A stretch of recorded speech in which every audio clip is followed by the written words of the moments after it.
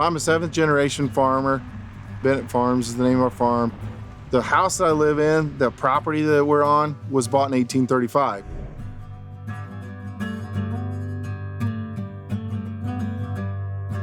Our farming operations, just predominantly my dad and myself. I've got a son that wants to be a part of it. We farm in Shelby County, farm about 2,500 acres, mostly corn and soybeans. We've got a few cattle as well.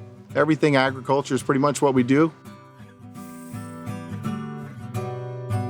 This year we're running about 1,250 acres of corn, about 1,200 acres of soybeans, give or take. Got a little bit of hay ground as well. We were worried about the timing.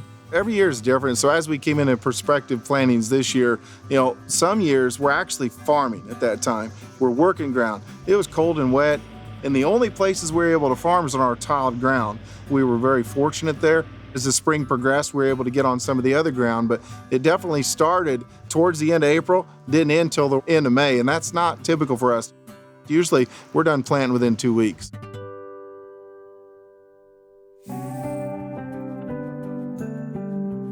My approach when it comes to grain marketing is the first thing we have to start with is we have to know our operation well. I always want to try to keep my perspective. I understand 24 is going to be a challenging year. I think we all know that. And if I want to try to establish a 21 or 22 type net income, it's very unlikely it's going to happen. So I need to understand, hey, what is my goal? And then I'll try to manage risk to where I can meet that goal.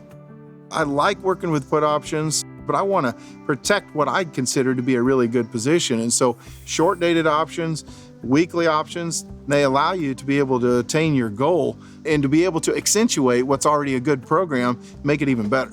Typically with our risk management strategies, we have a long-term thought process, but we also want to have enough flex that if we're completely wrong, that a margin call doesn't chase us out of what we're wanting to try to accomplish. So I don't want to have to make rash decisions the day of the report, because report volatility can be unprecedented at times. What could provide volatility? Well, corn demand's been pretty darn good. Soybean export demand hasn't been that good. We've got to expect that crush will stay fairly strong. We know the renewable industry continues to grow.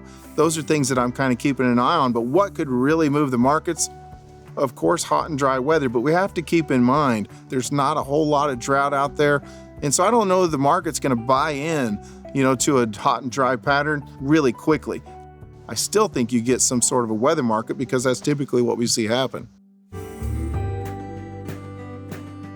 Moving forward, I feel pretty strongly that input costs for the 25 crop are going to come down. Fertilizers really come off its highs. I've got to think unless we have some sort of a world disruption, we're going to see the 25 crop go into the ground cheaper than the 24 crop. That will be a needed relief that producers are going to be looking for.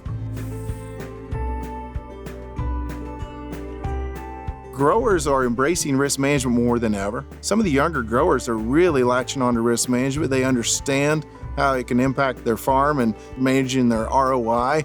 It's a real opportunity moving forward, and I think it calls for a bright future for our young producers.